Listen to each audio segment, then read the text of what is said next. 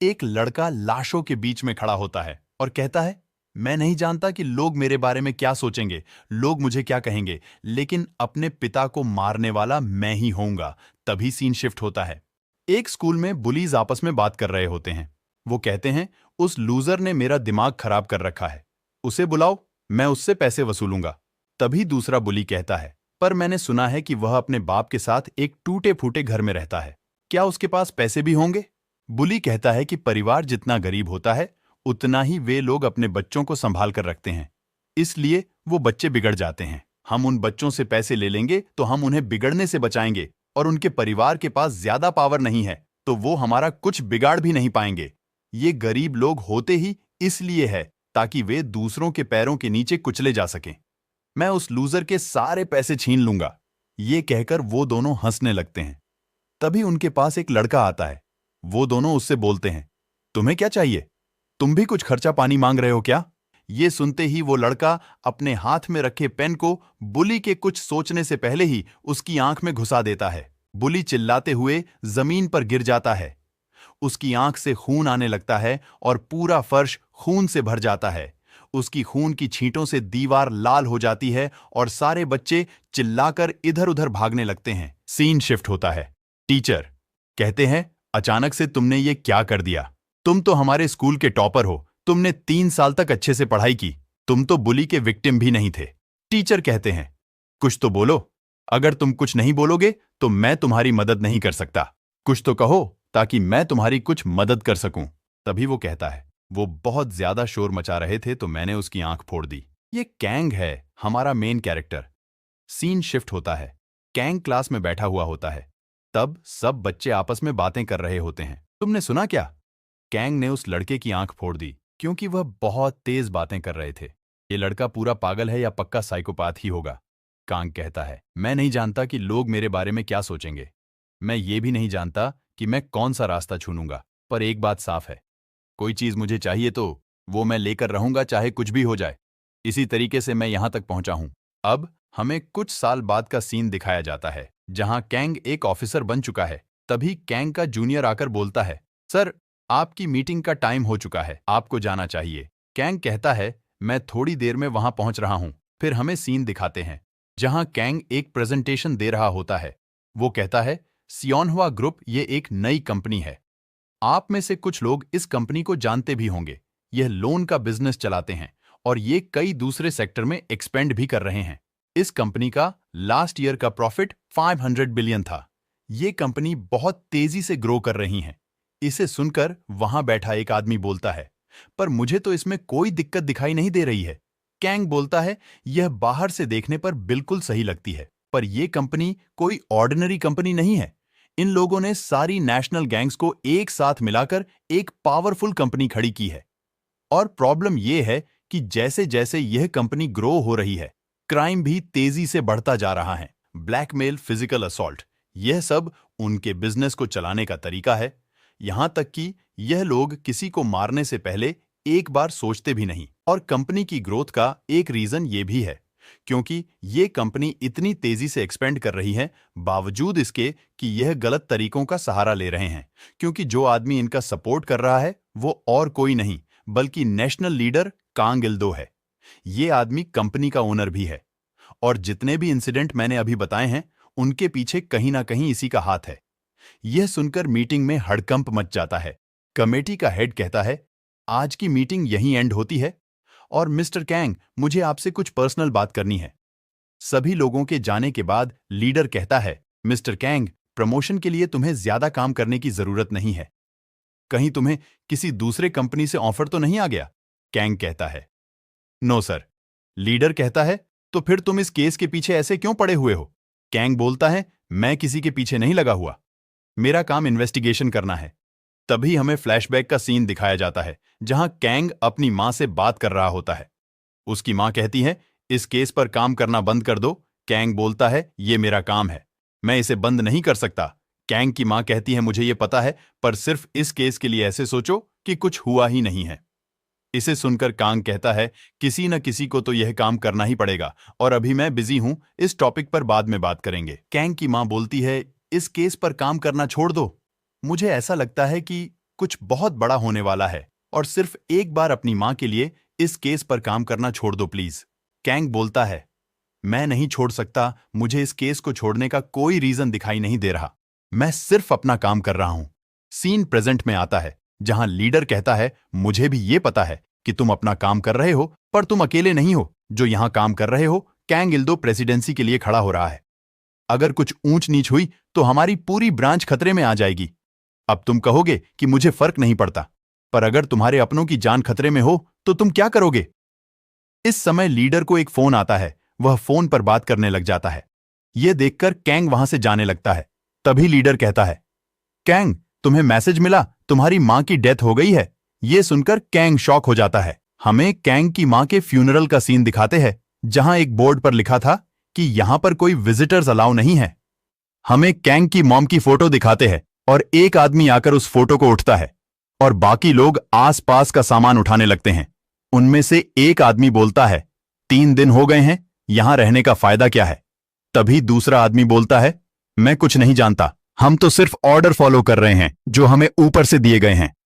तभी एक आदमी आता है और वो बोलता है, हम इस औरत की फोटो का क्या करें? ये सुनकर दूसरा आदमी बोलता है, तुम ये क्यों पूछ रहे हो? तुम्हें इसकी पूजा करनी है क्या? बाहर फेंक दो इसे।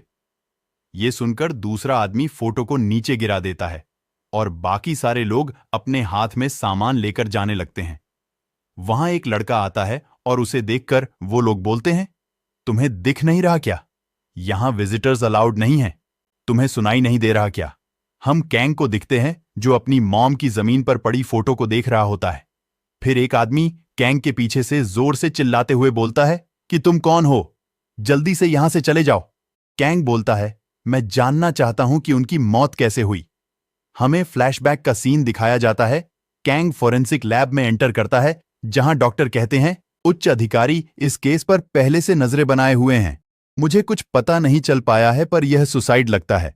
यह सुनकर कैंग कहता है, तुम्हें पता है लोग झूठ बोल सकते हैं पर डॉक्यूमेंट नहीं। तभी कैंग डॉक्यूमेंट उठाकर अपने कोट के अंदर रख लेता है। सीन प्रेजेंट में आता है। कैंग डॉक्यूमेंट खोलता है और बोलता है, तुम लोग ने अपना काम बड़ी बेरहमी से किया है, पर क्या यह सब जरूरी था? मैं जानता हूं कि वो एक बार मदद के लिए चिल्ला भी नहीं पाई होगी। तुम लोग ने उन्हें लगातार चाकू से छलनी करते रहे। तुम्हें ऐसा लग रहा होगा कि तुमने बहुत अच्छा काम किया, पर तुम्हें पता है कि तुमने कुछ मिस कर दिया, कि उसने मरने से पहले कुछ ऐसा खाया था जो उसके गले में फंस गया। ये सुनकर उनमें से एक आदमी कांग के पास आता है और बोलता है, चुप हो जाओ, तुम हमारे काम के बीच में अपनी टांग क्यों अड़ा रहे हो? तुम्हारे पास तो वारंट भी नहीं है। वो आदमी कांग के कंधे पर हाथ रखकर पूछता है, क्या तुम्हारे पास कोई प्रूफ है? अगर नहीं है तो यहां से चलते बनो। तभी कैंग उसकी उंगलियां तोड़ देता है और एक किक में उसे हवा में उड़ा देता है। उनका लीडर चाकू निकालकर कहता है, तुमने यहां आकर बहुत बड़ी गलती कर दी।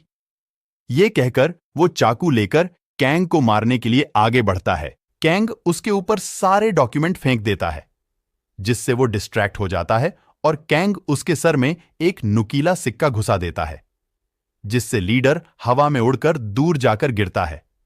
फिर कैंग बोलता है, बड़ी गलती तो तुमने कर दी और मुझे नहीं लगता कि मैं अब कानून के हिसाब से चलूंगा। अब मैं इस काम को अपने तरीके से करूंगा और जो भी मेरे रास्ते में आएगा उसे सिर्फ मौत नसीब होगी। आप में से कुछ लोग सोच रहे होंगे कि ये लोग गन्स निकालकर एक बार में ही काम खत्म क्यों नहीं करते, तो मैं आपको बताता चलूं कि साउथ कोरिया में वेपन्स रखना इलीगल है, इसलिए यह लोग वेपन्स का इस्तेमाल नहीं करते हैं। फिर हम सीन देखते हैं जहां 3 लोग बैठे हुए होते हैं, जिनमें से एक स्योनहुआ ग्रुप का तीसरा बेटा है, जिसका नाम कंग तैगू है, जो बोलता है, मैंने सुना है उसने सबको मार दिया, क्या हमें इस पर कुछ नहीं करना चाहिए? ये सुनकर स्योनहुआ ग्रुप का दूसरा बेटा, जिसका नाम कांग मू है, वो बोलता है, ये प्रेसिडेंट इलेक्शन के लिए सही नहीं है, क्या हमें कुछ करना नहीं चाहिए इससे पहले हालात और खराब हो जाएं? फिर स्योनहुआ ग्रुप का पहला बेटा, जिसका नाम कांग चावुक है, वो कहता है, ये सही कह रहे हैं, हम इस तरीके से बैठ नहीं सकते, हमें कांग पिल्दू का क्या करना चाहिए फादर? तभी हम सीन देखते हैं जहां 5 बच्चे खून में सने हुए होते हैं और एक आदमी उनके सामने बैठा होता है। वो कहता है, मेरे बेटों के लिए भी कोई अलग कानून नहीं है, मार दो उसे, जैसा हम सबके साथ करते हैं। हमें उस आदमी का इंट्रोडक्शन दिया जाता है, जो है कंग गिल्दो, मेंबर ऑफ नेशनल असेंबली।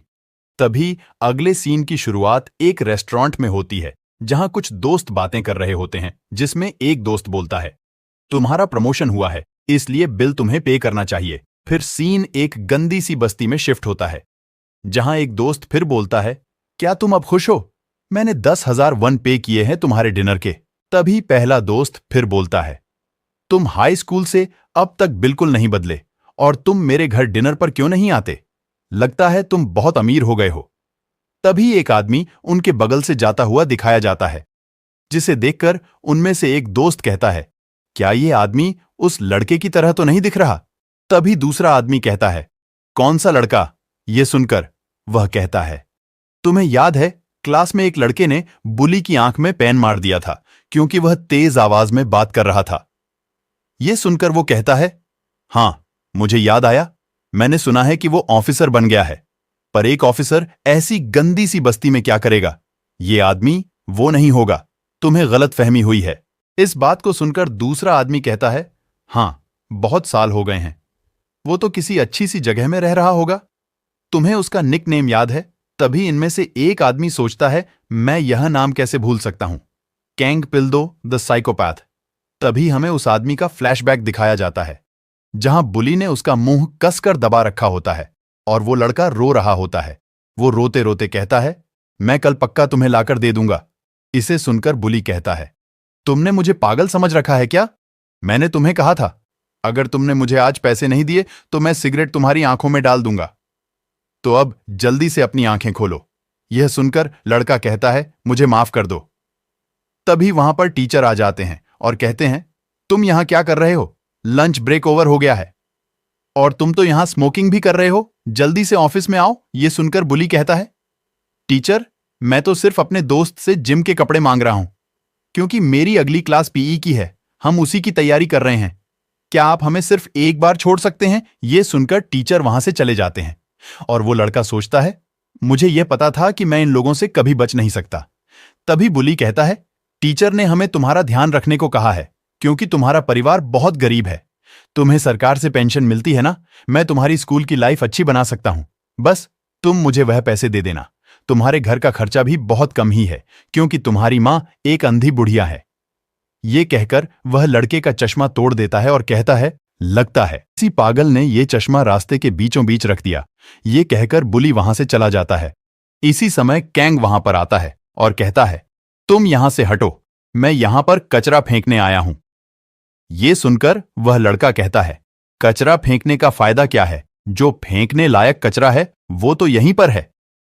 ये कहकर वह एक ब्लेड से अपना हाथ काटने लगता है और कहता है, मैं दिन ब दिन जानवरों के जैसी जिंदगी जी रहा हूं। ये करने से सबको पता चल जाएगा कि मेरे साथ कितना गलत हो रहा है। ये सुनकर कैंग कहता है, किसी को कोई फर्क नहीं पड़ेगा अगर तुम यह कर भी लोगे तो। वैसे भी आज मैं क्लीनिंग ड्यूटी पर हूं, तो मैं तुम्हारे लिए इस कचरे की सफाई कर देता हूं। इसके बाद हमें वही सीन दिखाया जाता है जहां कुछ लड़के क्लासरूम के बाहर खड़े होते हैं और वह सब अंदर देख रहे होते हैं, जहां पर कैंग ने उस बुली की आंख फोड़ दी थी। तभी हम देखते हैं कि कुछ स्टूडेंट बोल रहे होते हैं, मैंने सोचा नहीं था कि कांग पिल्दू एक साइकोपैथ है। तभी वो लड़का भी वहां आ जाता है और अपने मन में सोचता है, मैं अब राहत की सांस ले सकता हूं। तुमने मुझ पर बहुत बड़ा उपकार किया है। मुझे ये बात कम से कम अपने दोस्तों को बता देनी चाहिए थी, पर मैं ये बात किसी को बता नहीं पाया, क्योंकि मैं उस समय तुमसे बहुत डरता था। तभी सीन प्रेजेंट में आता है और हम कैंग को देखते हैं, जो एक घर में जा रहा होता है। वहां पर खड़ी एक बुढ़िया बोलती है, मेरी पोती ने कहा था मैं घर जल्दी आ जाऊंगी, पर वह अभी तक घर नहीं आई है। हम कैंग को देखते हैं, जो घर का दरवाजा खोल रहा होता है, पर जैसे ही वह घर का दरवाजा खोलता है, उसी समय उस पर एक आदमी खंजर से हमला कर देता है। कंग खंजर को अपने हाथ से पकड़ लेता है, जिससे कंग के हाथों से खून निकलने लगता है। कंग कहता है, अगली बार जब तुम किसी के घर में घुसो तो जूते बाहर खोल कर आना। ये कहकर कंग उस आदमी का हाथ पकड़कर उसे टेबल पर उठाकर पटक देता है। यह हमला इतना जोरदार होता है कि टेबल के 2 टुकड़े हो जाते हैं और उस आदमी की हालत अधमरे इंसान की तरह हो जाती है। तभी दूसरा आदमी चाकू लेकर कैंग की तरफ बढ़ता है। उसे देखकर कैंग कहता है, तुम्हें किसने भेजा है? ये सुनकर वो आदमी कहता है, तुम्हें इससे क्या फर्क पड़ता है, तुम तो वैसे भी मरने वाले हो। ये सुनकर कांग उस आदमी की तरफ बढ़ता है और उसी का चाकू लेकर उसकी गर्दन में घुसा देता है। फिर हमें उन गुंडों का लीडर दिखाया जाता है जो कुर्सी पर बैठकर कुछ पी रहा होता है और पीते पीते कहता है, तुम ऑफिसर हो इसलिए मुझे लगा कि तुम अमीर इंसान होगे, पर यह क्या, तुम्हारे पास तो सिर्फ सोजू की एक ही बॉटल है। तभी लीडर वहां से खड़ा हो जाता है और गेट जहां उसके आदमी मरे पड़े होते हैं वहां जाकर लीडर कैंग से दोबारा बोलता है, मुझे लगता है कि इस काम के लिए मुझे अब ज्यादा कीमत लेनी होगी, मुझे इन कोरियंस पर कभी भरोसा ही नहीं करना चाहिए। हम एक लड़की को देखते हैं जो जख्मी हालत में वहां पड़ी होती है। उसे देखकर कैंग कहता है, क्या इस लड़की को भी तुम्हारी डील में इंक्लूड किया गया है? यह सुनकर वो आदमी कहता है, मैं इस लड़की को नीचे से लाया हूं, इसे लाने में बहुत मुश्किल हुई, पर यह जरूरी था। मैं तुम्हारे घर में ड्रग छुपा दूंगा और फिर कल अखबार में खबर आएगी। करप्ट ऑफिसर कांग ने नशे की हालत में लड़की के साथ रेप करने की कोशिश की और कल से तुम्हारी जिंदगी बर्बाद हो जाएगी। यह सुनकर कांग कहता है, अखबार में आने के लिए इतना करना काफी नहीं है, तुम्हें कम से कम उसके परिवार वालों को मारना चाहिए था, अगर तुम्हें इतनी ही अटेंशन चाहिए थी तो। यह सुनकर वह आदमी कहता है, मुझे लगता था मैं बुरा इंसान हूं, पर तुम्हें देखकर लगता है कि मैं बहुत अच्छी राह पर हूं। इस काम के लिए मुझे और भी पैसे लेने पड़ेंगे। तभी सीन सियोनहुआ ग्रुप के हेड ऑफिस पर शिफ्ट होता है। तभी हम एक आदमी को देखते हैं जो किसी से कह रहा होता है, वो किलर अपने काम को अच्छे से हैंडल कर लेगा अगर हम उसे अच्छे पैसा देते हैं। फिर वो आदमी अपने फोन में देखता है और सामने खड़े आदमी से बोलता है, तुम बस अपनी फैलाई हुई गंदगी का ध्यान रखना, मुझे यकीन है कि तुम पहले से ही जानते हो कि यहां चीजें कैसे चलती हैं। यहां एक वर्ड तुम्हें जिंदा दफनाने के लिए काफी है। वैसे तुम्हारा एक बेटा ऑफिसर बन चुका है, मगर उसने तुम्हें सपोर्ट करने के बजाय तुम्हें धोखा दे दिया है। अगर चीजें इसी तरीके से चलती रहीं तो तुम अपनी रिस्पॉन्सिबिलिटी से भाग नहीं पाओगे और हायर अप्स ज्यादा शांत नहीं बैठेंगे।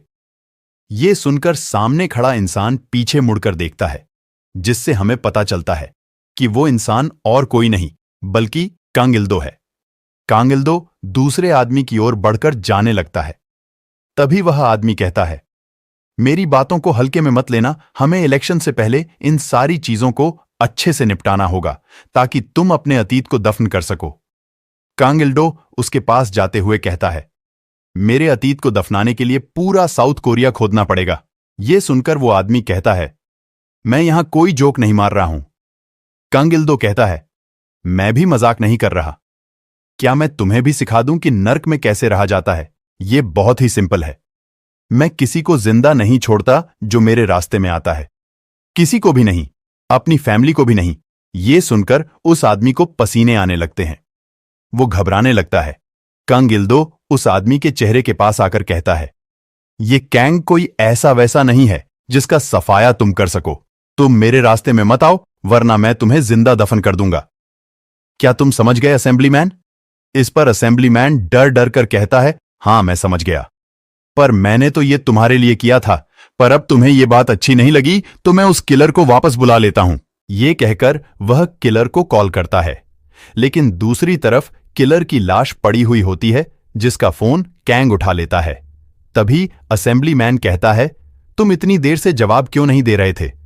पर दूसरी तरफ कैंग की आवाज सुनकर असेंबलीमैन कांपने लगता है और कांपते हुए कैंग इल्दो से कहता है, तुमसे कोई बात करना चाहता है। कैंग इल्दो फोन लेकर कहता है, हां बोलो, ये मैं हूं। तुमने बहुत मेहनत की थी एक ऑफिसर बनने के लिए लगता है। अगर तुम इतने स्मार्ट हो तो कम से कम इतनी तो सीख ले लेनी चाहिए थी कि किस तरीके से चीजों को हैंडल किया जाता है। अगर तुम मेरे साथ काम कर रहे होते तो मैं तुम्हें ऑफिसर से ज्यादा रैंक की पोस्ट दान में दे देता, जो कि तुम अपने सपने में भी नहीं सोच सकते हो। तुमने ऐसा क्यों किया? सिर्फ अपनी मां के लिए? कैंग दूसरी तरफ से सीढ़ियां चढ़ते हुए कहता है, डैड, आपको पता नहीं है कि आपने क्या कर दिया है और आपको यह भी नहीं पता कि मां की मौत मेरे लिए क्या मायने रखती है। तभी हम देखते हैं कि कैंग छत पर आ चुका है और बोलता है, डैड, मैं सिर्फ इसलिए रुका हुआ था क्योंकि मां एक सेफ्टी लॉक की तरह मेरे ऊपर लगी हुई थी, पर अब ऐसा लगता है वह सेफ्टी लॉक किसी ने उतार दिया है। सीन शिफ्ट होता है और हमें लीडर को दिखाया जाता है जिसको कांग ने रस्सी से बांध रखा होता है। कांग ने गैस की पाइप काट दी होती है, जिसे देखकर उस लीडर के होश उड़ जाते हैं क्योंकि पूरे घर में गैस फैल चुकी थी। तभी घर में आग लग जाती है, जिससे वह लीडर भी आग में जल रहा होता है और चिल्ला रहा होता है। तभी एक जोरदार धमाका होता है जिसकी आवाज पूरे शहर में सुनाई देती है और कैंग दूसरी छत से खड़ा होकर यह सब देख रहा होता है। तभी कैंग फोन पर कहता है, अब मैं दिखाऊंगा कि मैं क्या कर सकता हूं और मैं सबको मार दूंगा जो मां की मौत में इन्वॉल्व थे। मैं किसी पर भी दया नहीं करूंगा, चाहे वह मेरी अपनी फैमिली क्यों ना हो। तभी कैंग इल्दो हंसते हुए कहता है, अब तुम बिल्कुल मेरे असली बेटे की तरह बातें कर रहे हो और मैं तुम्हें दिखाऊंगा कि जो रास्ता तुमने चूज किया है वह कितना पेनफुल है। फिर हमें उसी बुढ़िया को दिखाते हैं, वो रो रही होती है और कहती है, बेटी तुम्हें क्या हुआ? तभी हम देखते हैं कि वो लड़की स्ट्रेचर पर लेटी हुई होती है और दो आदमी उसे एम्बुलेंस में लेकर जा रहे होते हैं। बूढ़ी औरत एक आदमी से पूछती है जो उसकी बेटी को एम्बुलेंस में डाल रहे होते हैं, मेरी बेटी ठीक तो हो जाएगी ना? वह आदमी कहता है, तुम्हें ज्यादा चिंता करने की जरूरत नहीं है, हमने पहले ही फर्स्ट एड कर दिया है। फिर वहां पुलिस आ जाती है और कहती है, मैं जानता हूं कि अभी तुम शॉक में हो, मगर हमें तुम्हारे कोऑपरेट की जरूरत है क्योंकि ये मर्डर का केस है। क्या तुम हमें बता सकती हो कि वहां क्या हुआ था? तभी वो लड़की पुलिस की ओर देखकर कहती है, सबसे पहले वहां 3 लोग आए। मुझे वो ठीक से याद तो नहीं है क्योंकि मैं बहुत डर चुकी थी, लेकिन तभी वहां एक यंग लड़का आया। पुलिस पूछती है, क्या तुम जानती हो कि वह कैसा दिखता था? वह लड़की कहती है, वो एक यंग लड़का था, ब्लैक हेयर और ब्लैक सूट में था। इतना कहते ही लड़की को वो सीन याद आने लगता है जहां कैंग उस लीडर पर पंचेस मारे जा रहा था और वह बिल्कुल एक डीमन की तरह लग रहा था। तभी कैंग लड़की की ओर देखता है, जिससे वह लड़की होश में आ जाती है और कहती हैं, उसकी आंखें लाल थीं, वो लाल आंखें जिन्हें मैं कभी नहीं भूल सकती। सीन शिफ्ट होता है, हमें एक बार दिखाते हैं जहां कांग तेगु अपनी गैंग के साथ बैठा होता है। वो कहता है, ये कैंग फिर से आ गया, मुझे उसकी लाल आंखें बचपन से ही नहीं पसंद। आखिरकार उसने इतना बड़ा कांड कर दिया, पर यह हमारे लिए अपॉर्चुनिटी से कम नहीं है। मैं इलेक्शन से पहले इस तरह के काम नहीं करना चाहता था क्योंकि इससे हमारी रेप्यूटेशन पर असर पड़ता, पर अब हालात बदल चुके हैं। मेरे भाई जब कांग से इतने चीड़े हुए हैं तो मेरे पापा कितने गुस्से में होंगे। हमें कांग को मारना होगा। इसे सुनकर तैगू का असिस्टेंट कहता है, क्या प्रेसिडेंट इल्दू को गुस्सा नहीं आएगा अगर हम इलेक्शन से पहले ऐसे काम करेंगे? मेरे हिसाब से हमें इलेक्शन तक रुक जाना चाहिए। इसे सुनने के बाद कांग तैगू कहता है, इसी एटीट्यूड की वजह से हम इस सिचुएशन में है। मेरे भाइयों को अपनी खुद की कंपनी मिल रही है क्योंकि वो सिर्फ मुझसे बड़े हैं। मैं ये काम अब और नहीं कर सकता। मुझे अपनी रेपुटेशन इंप्रूव करनी होगी और एक अच्छी पोजीशन पर आना होगा और इसका रास्ता कैंग है। सीन शिफ्ट होता है और हम कैंग को देखते हैं जो सीसीटीवी फुटेज देख रहा होता है जिसमें उसकी मां रास्ते से जा रही होती है। कैंग सोचता है, मां को यहां आने की जरूरत क्यों पड़ी होगी, और वह उस बिल्डिंग के सामने छुपकर बैठ जाता है। वहां पर एक गाड़ी आकर खड़ी होती है और कुछ लोग किसी आदमी को किडनैप करके ले जा रहे होते हैं। बिल्डिंग के अंदर गैंग वाले लोग उस किडनैप्ड आदमी को टॉर्चर कर रहे होते हैं। वो आदमी अपनी जान की भीख मांग रहा होता है। गैंग का लीडर कहता है, तुम हमारे लोन का इंटरेस्ट चुकाने में फेल हो गए और रूल्स के अकॉर्डिंग तुम्हें सेम अमाउंट के ऑर्गन्स हमें देने होंगे। इस डॉक्यूमेंट पर तुम्हारे साइन है। आदमी बोलता है, अगर तुम मेरे सारे ऑर्गन्स एक साथ ले लोगे तो मैं मर जाऊंगा। मुझे एक मौका और दे दो, मैं अगले महीने तुम्हारे पैसे पक्का दे दूंगा। तभी वहां बैठा कुत्ता जोर जोर से भौंकने लगता है। गैंग लीडर इससे परेशान हो जाता है। गैंग लीडर एक मेटल बैट से उस कुत्ते को मार देता है और उस आदमी को बोलता है, मैं कुत्ते के भौंकने की वजह से कुछ सुन नहीं पाया, तुम क्या कह रहे थे? आदमी कहता है, सिर्फ मुझे एक मौका दे दो, मैं तुम्हारे पैसे चुका दूंगा। और लीडर आदमी को मारने ही वाला होता है। तभी वहां से कैंग एंट्री लेता है। गैंग मेंबर कैंग के पास जाकर बोलता है, तुम्हें दिख नहीं रहा कि हम अभी बिजी हैं, तुम अभी के अभी यहां से बाहर निकल जाओ। वो कैंग को कस्टमर समझकर कहता है, ऑक्शन रात में स्टार्ट होगी और वहां पर कई सारे कस्टमर होंगे, तुम्हें कोऑपरेट करना चाहिए और यहां से चले जाना चाहिए। कैंग बोलता है, मैं तुम्हें बता चुका हूं, मेरा काम होने के बाद मैं खुद ही चला जाऊंगा। यह सुनकर गैंग लीडर बोलता है, तुम क्या देखना चाहते हो? कैंग बोलता है, मुझे सीसीटीवी देखनी है। यह सुनने के बाद गैंग लीडर कहता है, मतलब तुम यहां सामान खरीदने नहीं आए हो, ये कहकर वो जोर जोर से हंसने लगता है। फिर गैंग लीडर कैंग के पास चलकर जाता है और बोलता है, अगर कस्टमर को सीसीटीवी देखना है तो हमें दिखाना पड़ेगा, लेकिन उसके बदले में हमें भी कुछ चाहिए। वो कहता है, तुम मुझे अपनी एक आंख दे दो, बदले में मैं तुम्हें सीसीटीवी फुटेज दिखा दूंगा। इतने में कैंग के ऊपर गैंग का एक आदमी एक बड़े से हथौड़े से हमला करता है। कैंग साइड होकर हमले को चकमा दे देता है। उस हमले से जमीन पर गड्ढा बन जाता है। तभी कैंग पीछे से उस आदमी का कॉलर पकड़कर अपना घुटना उसके चेहरे पर मारता है, जिससे वह आदमी दूर जाकर गिरता है। कैंग वहां पड़े कुत्ते के पट्टे वाली चेन को अपने हाथ में ले लेता है और चेन को अपने हाथ में बांधते हुए बोलता है, मुझे लगा ही था तुम मुझे ऐसे सीसीटीवी फुटेज नहीं दोगे, पर उसके लिए तुम सबको जिंदा रहने की जरूरत नहीं है। अगर तुम में से एक भी जिंदा बच गया तो वो मुझे ये तो बताई ही देगा कि सीसीटीवी कहां है। तो अब मैं सिर्फ एक आदमी को यहां से जिंदा जाने दूंगा। ये सुनते ही पूरा गैंग कैंग पर अटैक कर देता है। ये देखकर किडनैप हुआ आदमी एक साइड में जाकर छुपकर फाइट देखने लगता है। तभी गैंग का आदमी उसके पास आकर गिरता है। फिर दूसरा गैंग मेंबर भी उसके पास आकर गिरता है। ये सब देखकर उस आदमी के पसीने छूटने लगते हैं। फिर हम देखते हैं कि कैंग उस चेन से गैंग लीडर का गला दबाने लगता है, जिससे गैंग लीडर तड़प तड़प कर अपना दम तोड़ देता है।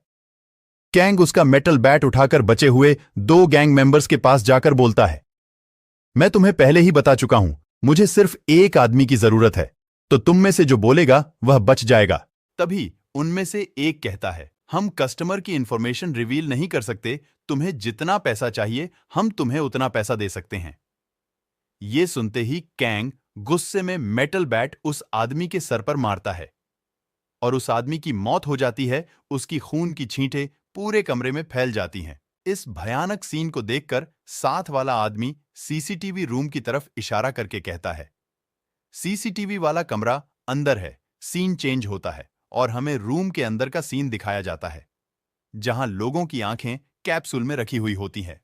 वहां बैठा आदमी आईबॉल्स को निकालकर उनमें पेंट कर रहा था। कैंग मेटल बैट लेकर कमरे में एंट्री करता है और बोलता है, मैंने सुना है सीसीटीवी इसी कमरे में है, पर यहां देखकर ऐसा लगता है यहां पर ऑर्गन्स के अलावा कुछ भी नहीं है।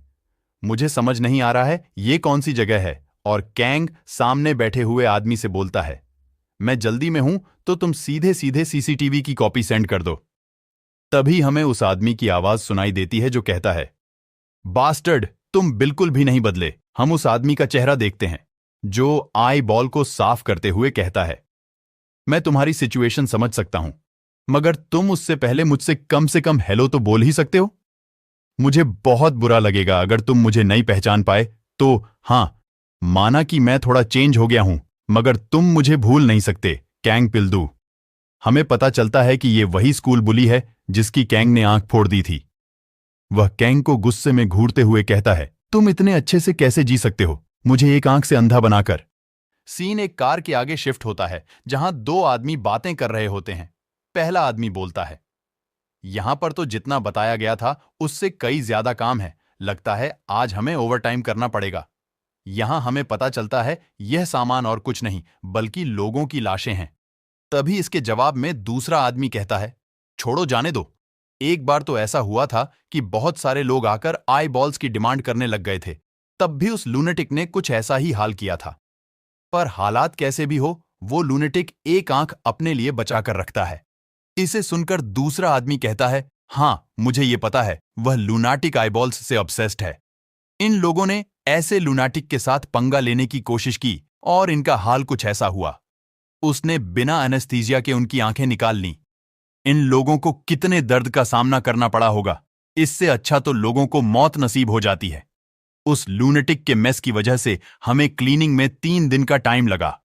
इसे सुनकर दूसरा आदमी कहता है, पर वो लूनेटिक ऐसा कब तक करेगा? इस पर पहला आदमी बोलता है, मुझे नहीं लगता ये ज्यादा दिन तक चलेगा, क्योंकि जिसने उसकी आंख की ऐसी हालत की थी वह फिर से उससे मिलने पहुंच चुका है। यहां हमें पता चलता है ये लोग उसे बुली के बारे में बात कर रहे हैं।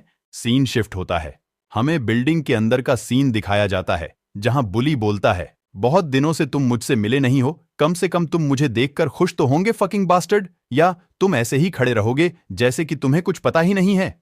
ये सुनकर कैंग बोलता है, तुम्हारी बचकाना बातें पूरी हो चुकी हो तो मुझे सीसीटीवी फुटेज दे दो, मुझे सिर्फ वही चाहिए।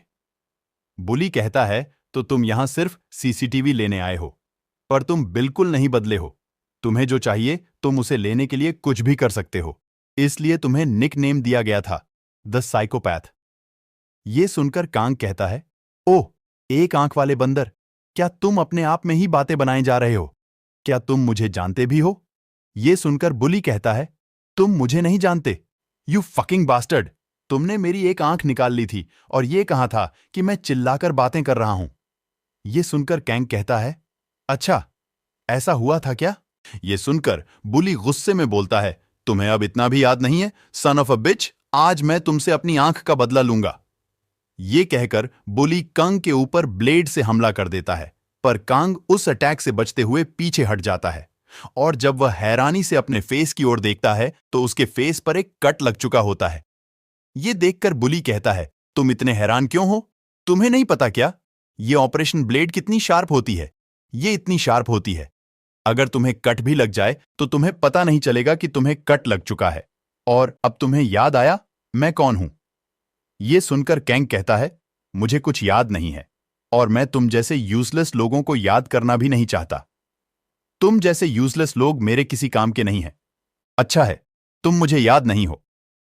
ये सुनकर बुली बोलता है, आज मैं तुम्हें तुम्हारी औकात दिखाऊंगा और तुम्हारी ऐसी हालत करूंगा कि तुम पूरी जिंदगी याद रखोगे। ये कहकर वह ब्लेड से कैंग के ऊपर अटैक कर देता है। कैंग उस अटैक से बचते हुए साइड हट जाता है, लेकिन बुली ब्लेड की डायरेक्शन चेंज कर देता है और ब्लेड को कैंग के कंधे में घुसा देता है। बुली बोलता है, तुम्हें पता है मैं इस वक्त का कितने टाइम से इंतजार कर रहा था। मैं तुम्हारे हाथ काट दूंगा और इन्हें अच्छी तरीके से स्टोर करके रखूंगा। कांग ब्लेड को निकालने की कोशिश करता है, पर वह ब्लेड निकाल नहीं पाता। वो बुली को अपनी तरफ खींचकर उसकी नाक पर एक जोरदार वार करता है, जिससे बुली की नाक से खून आने लगता है। कांग कहता है, अब मुझे याद आ चुका है, मुझे उस समय तुम्हारी दोनों आंखें फोड़ देनी चाहिए थीं। ये सुनकर बुली गुस्से में आ जाता है और कहता है, तुम्हें कुछ देर में अपने के पर पछतावा होगा। ये कहकर वो कैंग पर ब्लेड से हमला करने लगता है, पर कैंग बचते हुए उस पर पंचेस मारने लगता है। पंच लगने पर बुली के हाथ से ब्लेड गिर जाती है और कैंग उसे पंच मारने के लिए आगे बढ़ता है। इसे देखकर बुली एक डिफेंसिव स्टैंस बनाकर आंखें बंद कर लेता है, और जब वो आंखें खोलता है तो देखता है कैंग कंप्यूटर के पास जाकर सीसीटीवी फुटेज चेक कर रहा होता है। कैंग बोलता है, ये काम करना बहुत जरूरी है, मैं पहले सीसीटीवी फुटेज चेक कर लूं, फिर मैं तुमसे निपटूंगा। यह सुनकर बुली कांग से कहता है, एंड टाइम में भी तुम मुझे सिर्फ इग्नोर करोगे। फिर हमें सीसीटीवी के अंदर का सीन दिखाया जाता है, जहां कैंग की मां बुली के सामने बैठकर गिड़गिड़ा रही होती है। कैंग पूछता है, वह तुमसे भीख क्यों मांग रही थी? यह सुनकर बुली कहता है, तुम जानना चाहते हो, और वह कमरे की लाइट काट देता है। बुली कहता है, एक दिन वो यहां आई थी। इसके बाद सीन फ्लैशबैक में जाता है। हम देखते हैं कैंग की मां कहती है, मैंने सुना है जो मुझे चाहिए वो सिर्फ यही मिल सकता है। मैं इसके लिए तुम्हें मुंह मांगी कीमत देने को तैयार हूं। इस डॉक्यूमेंट में जो लिखा है वे सारी चीजें मुझे चाहिए। इसे सुनकर बुली कहता है, जो तुम्हें चाहिए हम इसी चीज के लिए मशहूर है, पर इसके लिए एक अच्छी कीमत लगेगी और यह जरूरी नहीं है कि वो पैसे हों। मुझे कुछ और चाहिए। इसे सुनकर कैंग की मां कहती है, अगर तुम मुझे डॉक्यूमेंट में लिखी चीज दे दोगे तो मैं तुम्हें कुछ भी देने को तैयार हूं। सीन प्रेजेंट में आता है। बुली बोलता है, एक मिडिल एज्ड विमेन यहां पर क्या लेने आई होगी? हां, तुमने सही सोचा, वह एक आइडेंटिकल बॉडी ढूंढ रही थी जो उसकी जगह पर मर सके। बुली कहता है, मैं ये जानकर हैरान हो गया कि तुम्हारी मॉम एक बॉडी की तलाश कर रही है। क्यों? क्या हुआ? तुम्हारा कॉन्फिडेंस कहां गया? हम देखते हैं कि बुली के हमले से चाकू कैंग के हाथ और पैर में घुस चुके हैं। फिर बुली की आवाज आती है, जो बोलता है, तुम्हारा कॉन्फिडेंस खत्म हो चुका है क्या? ऐसा इसलिए है क्योंकि तुम अपना काफी ब्लड लूज कर चुके हो। वैसे अभी भी देर नहीं हुई है, तुम मुझसे अपनी जान की भीख मांग सकते हो। क्या पता मैं तुम्हें छोड़ दूं? फिर हम देखते हैं कि बुली चाकू उठा रहा होता है और उसने नाइट विजन लगा रखे होते हैं, और वो बोलता है, मैंने भी डिसाइड कर लिया है कि मैं भी तुम्हारी तरह बनूंगा और वही करूंगा जो जरूरी होगा, ताकि मैं वो पा सकूं जो मुझे चाहिए। मैंने तुम्हारी मां से बॉडी के बदले तुम्हारी आंखें मांगी थीं। फिर हम देखते हैं कि बुली ने कैंग पर हमला कर दिया है और वो बोलता है, कितने शर्म की बात है। सियोनवा ग्रुप की लेडी पूरा दिन अपने घुटनों के बल बैठकर मुझसे भीख मांगती रही। हमें पता चलता है कि कैंग अंधेरे में कुछ नहीं देख पा रहा है। बुली कैंग पर हमला कर देता है, जिससे कैंग कुछ कदम पीछे हो जाता है। कैंग अपने हाथों से अपने सर को डिफेंड कर रहा होता है। बुली कहता है, एक प्रोसिक्यूटर क्या कर रहा था जब उसकी मॉम उस स्टेट में थी। बुली दोबारा आगे बढ़ता है और बोलता है, तुम्हें पता है तुम्हारी मॉम ने तुम्हारी आंखें देने से मना कर दिया था, लेकिन मैंने गिव अप नहीं किया। तभी मेरे पास कोई ऐसा आया जिसने मुझे तुम्हारी आंखें देने का वादा किया, तुम्हारी मॉम की जान के बदले में। हम देखते हैं कैंग जोर जोर से हाँफ रहा होता है। उसने अपने हाथ अभी भी सिर के पास डिफेंस पोजीशन में रख रखे होते हैं और दूसरी तरफ बुली ने अपने हाथ में कुल्हाड़ी ले रखी होती है। बुली कहता है, बहुत हुई इमोशनल बातें। ये सुनकर कैंग अपने हाथ नीचे कर लेता है और सीधा खड़ा हो जाता है, जिससे बुली को लगता है कि कैंग ने स्ट्रगल करना छोड़ दिया है। बुली कहता है, अच्छा, अब तुमने यह सही किया, अब मैं तुम्हें तुम्हारी मां के पास भेज देता हूं। और यह कहकर बुली कैंग पर हमला कर देता है। तभी कैंग अचानक से पीछे मुड़ता है और बुली पर अटैक कर देता है। फिर हमें दिखाया जाता है कि बुली के नाइट विजन नीचे गिर जाते हैं। बुली बोलता है, तुम्हारी नजरें शुरू से ही मेरे नाइट विजन पर थीं। तुम्हें क्या लगता है कि अंधेरे में लड़ने से तुम एडवांटेज में हो? वैसे तुम भी अंधेरे में देख नहीं सकते हो। हम देखते हैं कि बुली इधर उधर भाग रहा होता है और जोर जोर से चिल्लाकर बोल रहा होता है, लूजर, छुपना बंद करो और बाहर आओ। कैंग बोलता है, क्या तुम मुझे देख नहीं पा रहे? बुली बोलता है, मैं तुम्हें कैसे देख सकता हूं जब सारी लाइट्स बंद है अपनी। यह बकवास बंद करो और बाहर आकर मेरा सामना करो। तभी हमें कैंग की दोबारा आवाज सुनाई देती है जो कहता है, लाइट्स ऑन है लेकिन तुम मुझे नहीं देख सकते। बुली कैंग से बोलता है, तुम क्या बोल रहे हो? यहां सिर्फ अंधेरा है। कैंग बोलता है, तुम सही थे, ये ब्लेड बहुत शार्प है, यहां तक कि तुम्हें पता भी नहीं चला कि तुम्हारी आंखें कट चुकी हैं। बुली अपने हाथ अपने चेहरे पर रखता है तो उसे पता चलता है कि उसकी आंखें कट चुकी हैं। जैसे ही बुली को यह पता चलता है, वो जोर जोर से चिल्लाने लगता है और चिल्लाते चिल्लाते कैंग के आगे घुटनों के बल गिर जाता है। फिर बुली धीरे धीरे से कैंग को पकड़कर खड़ा होने लगता है और अपने हाथ कैंग के चेहरे के पास लाकर बोलता है, अगर मैं अपने प्लान के साथ चलूं तो मैं अभी भी तुम्हारी आंखें निकालकर अपने अंदर इम्प्लांट कर सकता हूं, जिससे मैं दोबारा देख पाऊंगा। तभी कैंग अपना हाथ उठाकर एक जोरदार थप्पड़ बुली के मुंह पर मारता है, जिससे बुली नीचे गिर जाता है। कैंग बुली के पास बैठ जाता है और बोलता है, हमें अभी भी बात करने की जरूरत है। मैं जानता हूं जिस कान को तुम पकड़े हुए हो अब उससे सुन नहीं सकते। हम देखते हैं कि कैंग के थप्पड़ की वजह से बुली के कान का पर्दा फट चुका है और उसके कान से खून निकल रहा है। कैंग बुली के बाल पकड़कर बोलता है, मुझे सही सही जवाब देना अगर तुम पूरी तरह बहरे नहीं होना चाहते। मुझे बताओ कि वे लोग कौन थे जो मेरी मॉम के बारे में पूछ रहे थे। सीन शिफ्ट होता है और हम बिल्डिंग को देखते हैं। फिर कुछ लोग उस बिल्डिंग के अंदर जाने लगते हैं और बुली के पास पहुंच जाते हैं, जो अधमरी हालत में दीवार से टेक लगाए बैठा हुआ होता है। एक आदमी पूछता है, क्या यह मर चुका है? दूसरा आदमी जवाब देता है, नहीं, यह अभी भी जिंदा है। हम कैंग तेगू को देखते हैं, जो छुरी निकालकर बुली का सर धड़ से अलग कर देता है। कैंग तेगू से एक आदमी बोलता है, कैंग ज्यादा दूर नहीं गया होगा, क्या मैं अपने आदमी भेजूं? कैंग तेगू मना कर देता है और कैमरा की तरफ देखते हुए बोलता है, उस कैंग बास्टर्ड ने हमें पहले ही देख लिया है। हम देखते हैं कि कैंग कंप्यूटर के सामने बैठा कैंग तेगू को सीसीटीवी के जरिए देख रहा होता है। फिर कैंग बोलता है, मां के अलावा यहां और कौन था?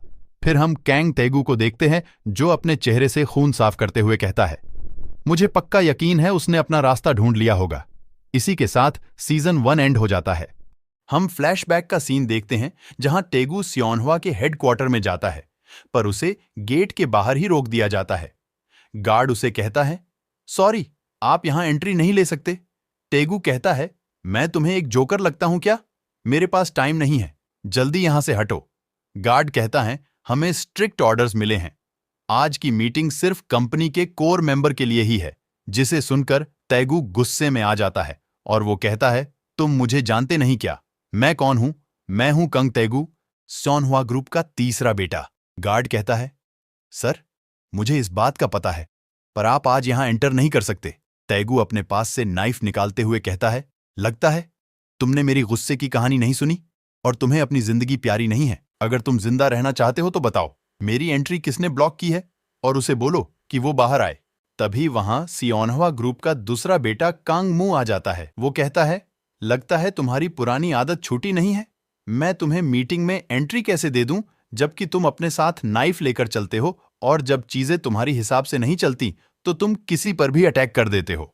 तुम्हें खुद पर शर्म आनी चाहिए। अगर तुम्हें यह सब करना है तो तुम यह अपनी सेक्टर में करो। ये हेड ऑफिस है, यहाँ इज्जत से पेश आओ। इसे सुनकर तैगू कहता है, तुम्हें क्या लगता है तुम कौन हो? तुम्हें कोई कुत्ता भी नहीं पूछता। मेरा नाम कंपनी के बोर्ड लिस्ट में था, तो मुझे यहाँ एंट्री क्यों नहीं मिल रही? इसे सुनकर कैंग म्यू कहता है, सारे मेंबर एक बराबर से नहीं होते। तुम बस एक छोटे से सेक्टर के सब कॉन्ट्रैक्टर हो और तुम मुंह उठाकर यहां आ गए, इसलिए कंपनी की हालत इतनी बेकार होती जा रही है। इतना कहकर कांग म्यू सिक्योरिटी गार्ड के पास जाता है और कहता है, अगर तुम इस जैसे तक को कंट्रोल नहीं कर सकते तो तुम्हारा यहां रहने का फायदा ही क्या है? इस तरीके से तो कंपनी की इज्जत और भी बुरी होती जाएगी। इसे सुनकर तैगू गुस्से में कहता है, अगर ये बास्टर्ड मुझसे कुछ मिनट पहले पैदा ना हुआ होता तो मैं इसे बताता कि मैं कौन हूं। ये बात कांग मू सुन लेता है और वो कहता है, तो तुम मुझे बताओगे कि मैं कौन हूं? चलो आज देख ही लेते हैं कौन क्या है। तैगू कहता है, फाइनली तुमने कुछ ऐसा कह दिया जो मैं हमेशा से सुनना चाहता था। चलो आज देख ही लेते हैं कौन इस कंपनी की हायरार्की में सबसे ऊपर है।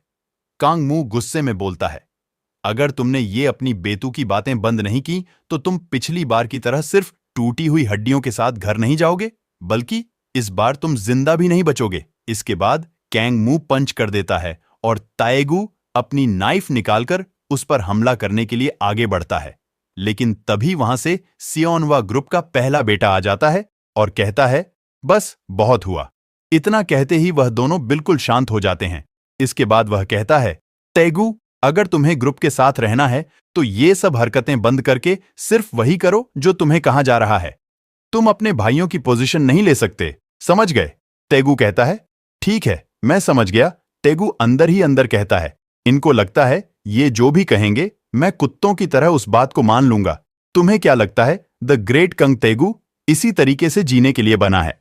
अब मैं तुम्हें दिखाऊंगा कि तैगू क्या कर सकता है और कंपनी की अगली पोजीशन मेरी ही होगी। सीन शिफ्ट होता है और हम तैगू का बार देखते हैं, जहां तैगू का असिस्टेंट उसे एक रिपोर्ट देता है और कहता है, ये सियोनहुआ ग्रुप के सारे इलीगल बिजनेस की लिस्ट है। तैगू कहता है, ठीक है, लेकिन यहां तो बहुत ही ज्यादा क्राइम लिखे हुए हैं। क्या तुम श्योर हो कि सारे क्राइम्स मेरे भाइयों ने ही किए हैं? असिस्टेंट कहता है, हां, मैं 100% श्योर हूं। मैंने इसके लिए $1 मिलियन चाइनीज हैकर को पे किए हैं। असिस्टेंट कहता है, क्या यह करना सही रहेगा? अगर ये रिपोर्ट बाहर आ गई तो आप भी डेंजर में पड़ सकते हो। इसे सुनकर तैगू कहता है, तुम्हें मुझ पर भरोसा रखना होगा। मैं तुम्हें दिखाता हूं कि मैं क्या कर सकता हूं, और इन सारे डॉक्यूमेंट को कैंग पिल्डू को डिलीवर कर दो। असिस्टेंट पूछता है, पर पिल्डू ही क्यों? जितने भी गवर्नमेंट ऑफिशियल्स हैं वे सारे प्रेसिडेंट के अंडर ही काम करते हैं, और पिल्डू तो फैमिली का यंगेस्ट सन है। तो क्या वो इस मैटर पर इन्वेस्टिगेशन करेगा? क्या हमें किसी दूसरे को अपॉइंट नहीं करना चाहिए? तैगू कहता है, इसीलिए मैं दूसरे गवर्नमेंट ऑफिशियल्स पर भरोसा नहीं कर रहा। पिल्डू की पर्सनैलिटी के हिसाब से अगर उसे इन चीजों के बारे में पता चला तो वह इन्वेस्टिगेशन जरूर करेगा। उसे फैमिली और कंपनी के बारे में कुछ नहीं पड़ी है। अगर उसे इस मैटर के बारे में पता चला तो वो नरक से भी इस बारे में खोज निकलेगा, और इसके बाद हम सियोनहुआ ग्रुप को कैप्चर करने का प्लान शुरू करेंगे। सीन प्रेजेंट में आता है। हम पिल्डू को अस्पताल में देखते हैं, जो पिछले इंसिडेंट के बारे में सोच रहा होता है। सीन शिफ्ट होता है और हम सियोनहुआ ग्रुप के दूसरे बेटे कांग म्यू को देखते हैं। वो हेड ऑफिस से बाहर निकलता है और अपनी गाड़ी की तरफ जाने लगता है, जहां उसका ड्राइवर झपकी ले रहा होता है। इसे देखते ही कैंग मू जोर का तमाचा ड्राइवर को मारता है और कहता है, क्या तुम्हें सैलरी सोने की मिलती है? तुम एक काम ठीक से नहीं कर सकते। और वो ड्राइवर को कुत्तों की तरह मारने लगता है। तभी उसका दोस्त आकर कहता है, बस अब इसे मारना बंद कर दो, बहुत से लोग अभी तुम्हें देख रहे हैं। कांग मू घूमकर उसे ही एक चांटा मारता है और कहता है, सुनो लियो, तुम्हें क्या लगता है मैं अभी भी तुम्हारा स्कूल फ्रेंड ही हूं? यह मेरी कंपनी है और यहां अपनी जबान संभाल के बात करना। लियो कहता है, मुझे माफ करना, कांगमू कहता है, अगर तुमने फिर से ऐसी हरकत की तो मैं तुम्हारे टुकड़े टुकड़े करके कुत्तों को खिला दूंगा, अनोइंग बास्टर्ड। तभी म्यू को एक कॉल आता है, पर दूसरी तरफ से आवाज नहीं आ रही होती। कांगमू गुस्से में बोलता है, रूड बास्टर्ड, अगर तुमने किसी को कॉल किया है तो तुम्हें बात करनी चाहिए। कौन हो तुम? हम पिल्डू को देखते हैं, जो सोचता है और कोई नहीं बल्कि मेरा सेकंड ब्रदर भी मॉम की डेथ में इन्वॉल्वड है। तभी म्यू कहता है, क्या तुम पिल्डू हो? पिल्डू कहता है, बहुत दिन हो गए फकिंग बास्टर्ड। कैंग पिल्डू फोन पर बात करते हुए कहता है, काफी समय हो गया है। तभी कांगमू दूसरी तरफ से कहता है, क्या तुम्हें लगता है कि मैंने मदर को मारा है? अगर तुम्हें लगता भी है तो भी तुम मेरा क्या बिगाड़ लोगे फकिंग बास्टर्ड? क्या तुम मुझे भी मार डालोगे? तो कोशिश करके देख लो। और तुम्हें क्या लगता है कि तुम अकेले ही पूरे सियोनवा ग्रुप पर कब्जा कर लोगे? अगर हाँ तो आओ ढूंढ लो मुझे। नेक्स्ट सीन में हम कांगमू और एक सैंडबैग को देखते हैं जिस पर खून लगा होता है। तभी कांगमू एक जोरदार पंच सैंडबैग पर मारता है, जिससे सैंडबैग दूर जाकर गिरता है और उसके अंदर से खून आने लगता है। हम देखते हैं कि सैंडबैग में सैंड की जगह एक डेड बॉडी होती है, जिसे देखते हुए कांगमू कहता है, इसे ले जाओ और दफना दो। दो लोग उसे वहां से लेकर जाने लगते हैं और कांगमू पूछता है, मैंने जो तुम्हें काम दिया था वो कैसा चल रहा है? दूसरा आदमी कहता है, हम उसे हर जगह ढूंढ रहे हैं। कांगमू बोलता है, मैंने अपने छोटे भाई को थोड़ी छूट क्या दी?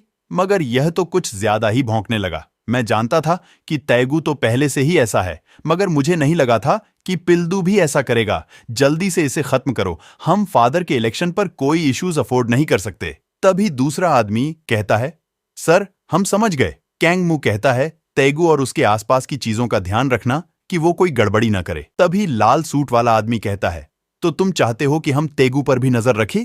अगर उसे पता चला तो वह हमारे लिए और भी दिक्कत खड़ी कर सकता है।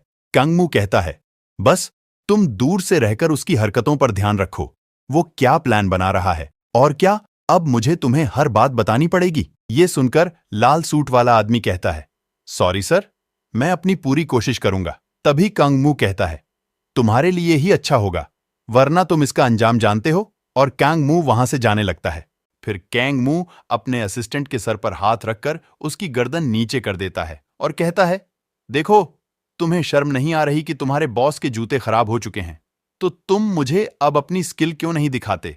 तभी वहां तीन लोग आ जाते हैं और असिस्टेंट पीछे मुड़कर देखता है, जहां उसकी और कांगमू की तस्वीर रखी होती है। साथ ही कांगमू कह रहा होता है, क्या हुआ, तुम ये नहीं कर सकते? और असिस्टेंट कहता है, सर मैं अभी कर देता हूं। तभी हम देखते हैं कि असिस्टेंट जमीन पर बैठ जाता है और कांगमू के जूते अपनी जबान से साफ करने लगता है। ये देखकर कांगमू स्माइल करता है और कहता है, तुम इसमें काफी अच्छे हो, इसे और सुधारो। हमें पता चलता है कि कांगमू के असिस्टेंट का नाम लियो है। नेक्स्ट सीन में हम एक गाड़ी को देखते हैं। तभी लियो एक घर से बाहर निकलता है और उबासी लेते हुए कहता है, मेरी शिफ्ट का टाइम हो गया है। फिर हम गाड़ी को देखते हैं जिसमें कांग पिल्दू बैठा होता है और सोच रहा होता है, मैं पहले से ही जानता था कि ये दोनों हमेशा साथ ही होंगे।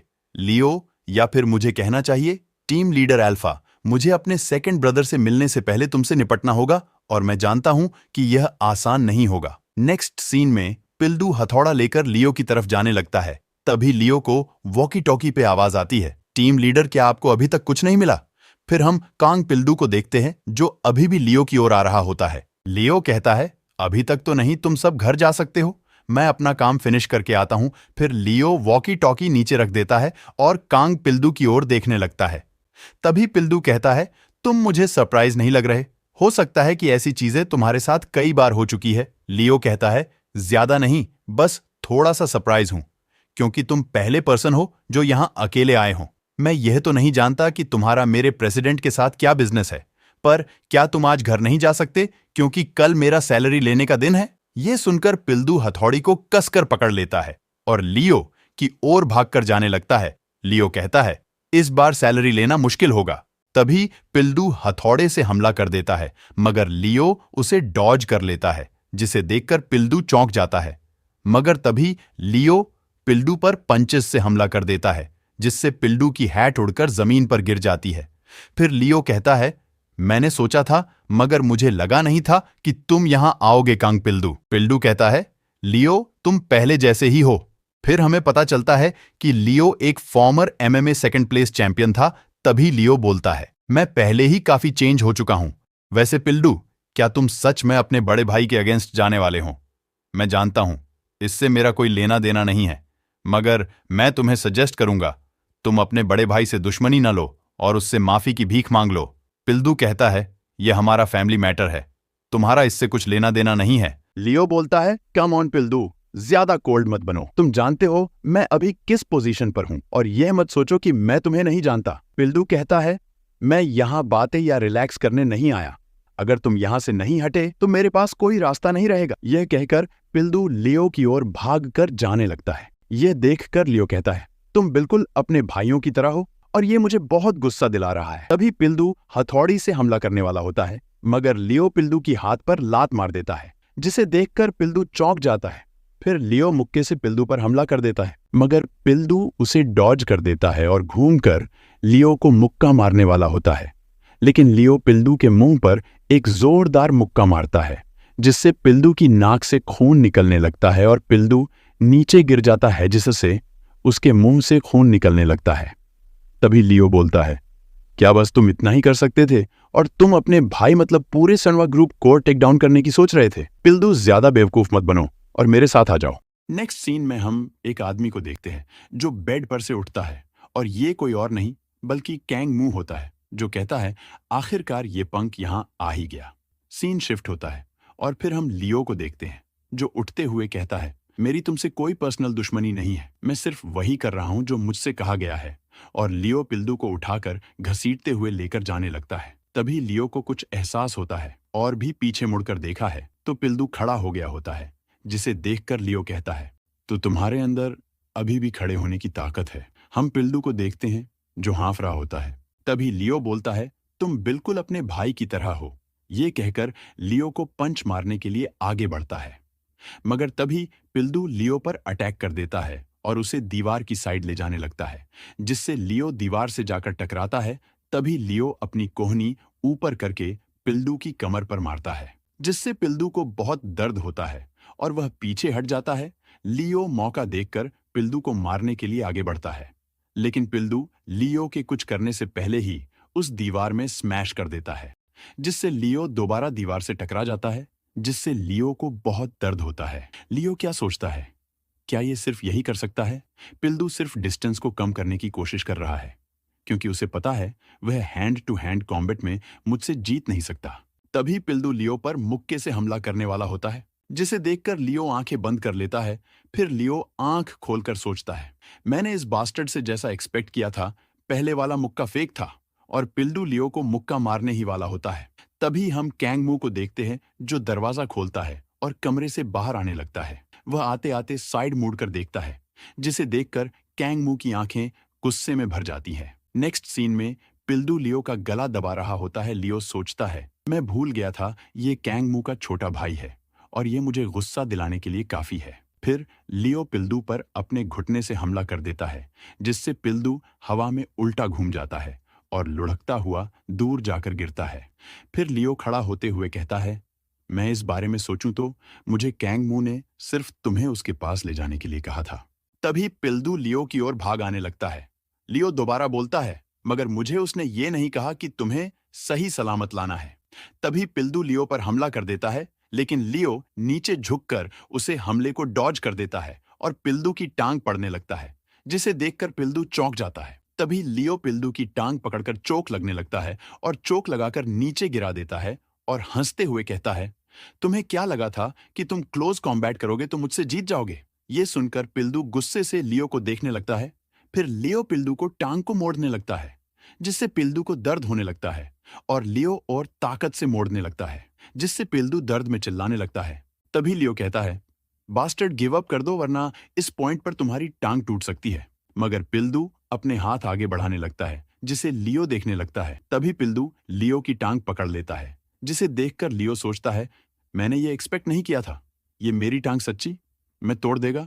और पिल्दू एक डेविल स्माइल करने लगता है। तभी लियो चिल्लाते हुए कहता है, कंग पिल्दू, स्टॉप इट, अगर तुम ऐसा करोगे तो आगे हमें बस चीखों की आवाज सुनाई देती है। और पिल्दू खड़ा होकर घर की ओर जाने लगता है। तभी लियो दर्द में बोलता है, मैं चाहे तुमसे हार गया हूं, मगर वह तुम पर रहम नहीं दिखाएगा, क्योंकि तुम उसके छोटे भाई हो। तुम कैंग मू को नहीं जानते हो। ये सुनकर पिल्दू पीछे मुड़कर देखता है। तभी लियो बोलता है, हर कोई सोचता है कि मैं कैंगमू के साथ पैसे की वजह से हूं। ये बकवास है, क्योंकि वो बिना कुछ जाने ऐसा कहते हैं। मगर तुम जानते हो, मैं कभी भी कैंगमू से नहीं जीत सकता, या मैं कभी उससे जीतने की सोच नहीं सकता।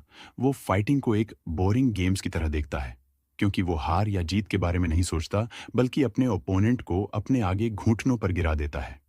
मगर जो आखिर तक रेजिस्ट करते हैं, वो उन्हें भी तोड़ देता है, चाहे उसे उसके लिए उनकी जान लेनी पड़े। आखिर वह कैंगमू है, वह कभी भी नहीं हारता। तुम्हें संभल कर रहना पड़ेगा। पिल्दू, अगर तुमने एक भी कदम उस दरवाजे के अंदर रखा तो तुम मारे जाओगे। जाओ, कहीं जाकर छुप जा और अपनी लाइफ अच्छे से जियो। यही तरीका है जिससे तुम सरवाइव कर सकते। पिल्दू कहता है, मैं भी यह करना चाहता हूं, लेकिन मेरे पास अब छिपने की कोई जगह नहीं है। फिर पिल्दू बेल को देखता है और अपना हाथ बेल की तरफ ले जाने लगता है, फिर बेल को प्रेस कर देता है। नेक्स्ट सीन में हम कैंगमू को देखते हैं, जो स्ट्रेचिंग करता हुआ जा रहा होता है और जाकर दरवाजा खोलता है। दूसरी साइड पिल्दू की ओर का दरवाजा खुल जाता है। जैसे ही दरवाजा खुलता है, वैसे ही पिल्दू घर के अंदर पैर रखकर मुक्का मारने वाला होता है। तभी एक लड़की कहती है, हनी, और पिल्दू वहीं रुक जाता है। फिर वह लड़की डर कर नीचे गिर जाती है। यह देखकर लियो हंसते हुए कहता है, मुझे लगा था कि तुम मेरी बात सुनकर यहां से चले जाओगे, मगर तुम मेरी सोच से आगे निकले और अपनी सिस्टर इन लॉ को पंच के साथ ग्रीट करने लगे। तभी पिल्दू कहता है, तुम्हें क्या लगता है कि मैं मजाक के मूड में हूं? मुझे बताओ कहां है कैंगमू? लियो बोलता है, मैंने डेथ वारंट साइन कर रखा है। तुम्हें क्या लगा मैं तुम्हें बताऊंगा? ये सुनकर पिल्दू लियो की टूटी टांग पर पैर रख देता है, जिससे लियो चिल्लाने लगता है। पिल्दू अपने पैर को और जोर से प्रेस करता है और लियो दर्द से और ज्यादा चिल्लाने लगता है। पिल्दू कहता है, मुझे बताओ, वरना तुम इस टांग से चलने लायक नहीं रहोगे। लियो बोलता है, तुम्हें मेरे टांग से प्रॉब्लम क्या है? तुम्हें पता भी है कि कंगमू कौन है? वो स्योनहुआ ग्रुप के प्रेसिडेंट सबॉर्डिनेट में से एक है। तुम उसे छू भी नहीं सकते। ये मेरी तुम्हारे लिए फाइनल एडवाइस है। चले जाओ, इससे पहले देर हो जाए। ये सुनकर पिल्दू कहता है, एडवाइस? मुझे एडवाइस पसंद है। मैं भी तुम्हें एक एडवाइस देता हूं। ये सुनकर लियो चौंक जाता है।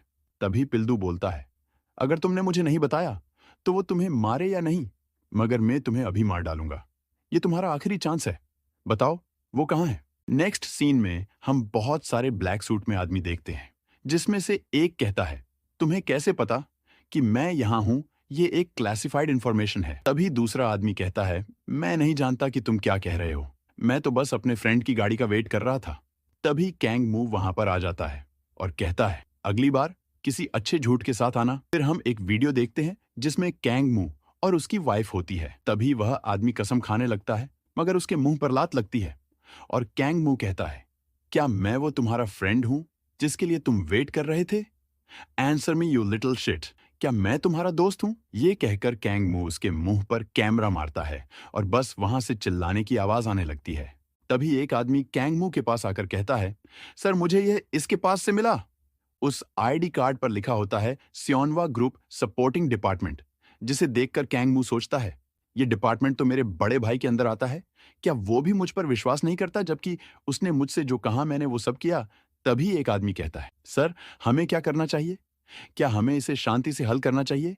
कैंगमू सोचता है, मैं भी नहीं रुकने वाला अगर वो खेलना चाहता है। कैंगमू कहता है, नहीं, इसे वापस भेज दो। वह आदमी कहता है, क्या वापस भेज दे?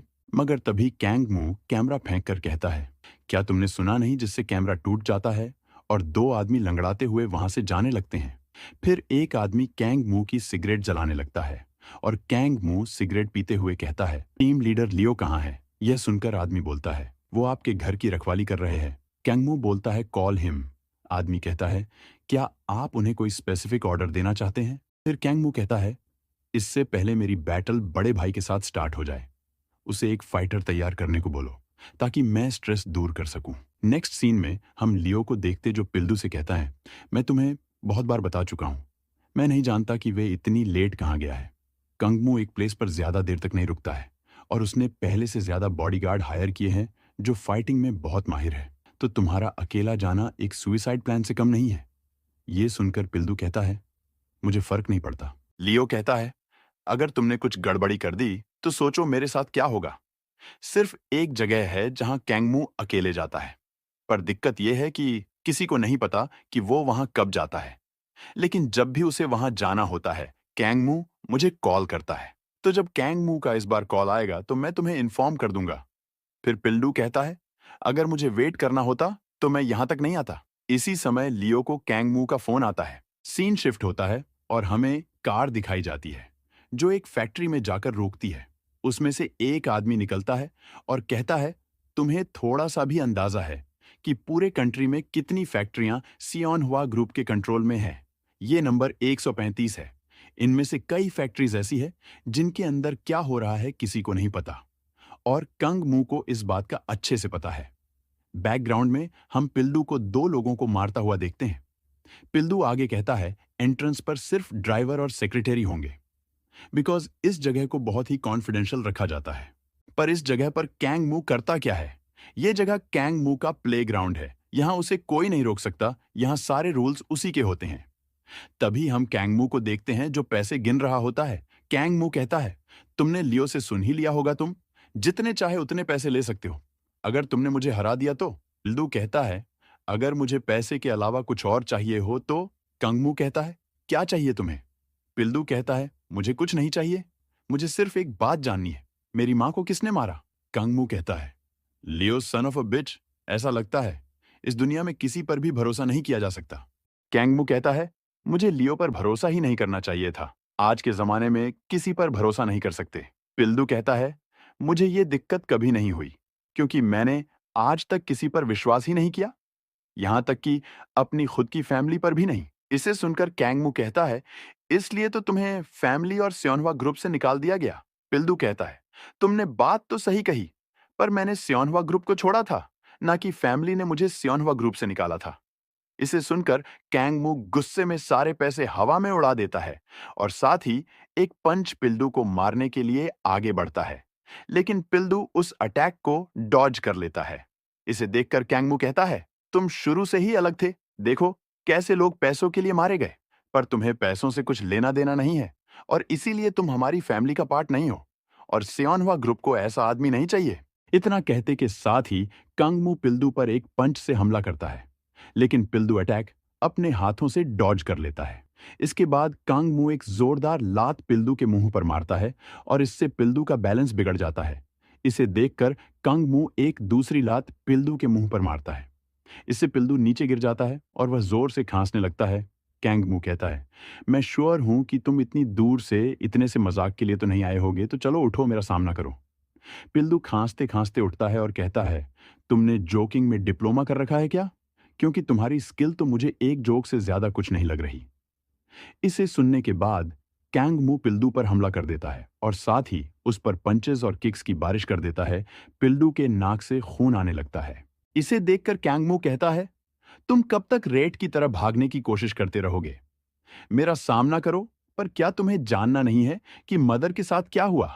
हम पिल्दू को देखते हैं जो पास में रखे हुए स्क्रू ड्राइवर की ओर देखता है और कैंग मू से कहता है, हाँ, मैं इसी जवाब के लिए यहां आया हूं, पर तुम कुत्तों की तरह भौंकना कब बंद करोगे? इसी के साथ सीन शिफ्ट होता है जहां एक आदमी कार में बैठकर बात कर रहा होता है और कहता है वो दोनों फैक्ट्री के अंदर ही है, उनमें से कोई भी बाहर नहीं निकला है। हमने उन पर कड़ी नजर बना रखी है और जैसा आपने सोचा था वो नया आदमी आपके फर्स्ट ब्रदर द्वारा ही भेजा गया था। सर, अब हमें आगे क्या करना चाहिए? फोन के दूसरे तरफ वाला आदमी कहता है, अगर उनमें से किसी ने तुम्हें देख लिया तो हालात और बिगड़ जाएंगे, इसलिए तुम वहां से चले जाओ और कुछ दिन के लिए अंडरग्राउंड हो जाना। इसे अपनी वेकेशन समझना। मैं तुमसे जल्द ही आकर मिलता हूं और हम देखते हैं यह और नहीं कोई बल्कि कंग तैगू है। कैंग टीग सिगरेट पीते हुए कहता है, यूनिवर्स की सारी ताकत मेरे यानी कैंग टीग के पास आ रही है, लेकिन उसे इतनी रात को वहां अकेले जाने की क्या जरूरत थी? तभी टीग का असिस्टेंट कहता है, सर, हमारा सारा प्लान खराब हो जाएगा अगर आपके सेकंड ब्रदर ने उसे हरा दिया तो। तेगू कहता है, किसे हरा दिया? असिस्टेंट कहता है, मैं कैंग पिल्दू की बात कर रहा हूं। तेगू कहता है, पिल्दू का नाम ऐसे मत लो कि वो तुम्हारा फ्रेंड है। असिस्टेंट कहता है, सॉरी सर, पर सर आपको पता नहीं है क्या कि कैंग मू कितना खतरनाक है? क्या आपको याद नहीं कि पिछली बार बिडिंग में उसने कैसे सारे गैंगस्टर्स को अकेले ही हरा दिया था? तेगू कहता है, मुझे पता है कि वो कैसे बीस्ट की तरह लड़ता है, पर पिल्दू एक साइकोपैथ है। उसे जो चाहिए वो उसे लेकर रहेगा, चाहे उसके लिए उसे कुछ भी करना पड़े। सीन शिफ्ट होता है और कैंग पिल्दू स्क्रू ड्राइवर उठाकर कैंगमू पर हमला कर देता है।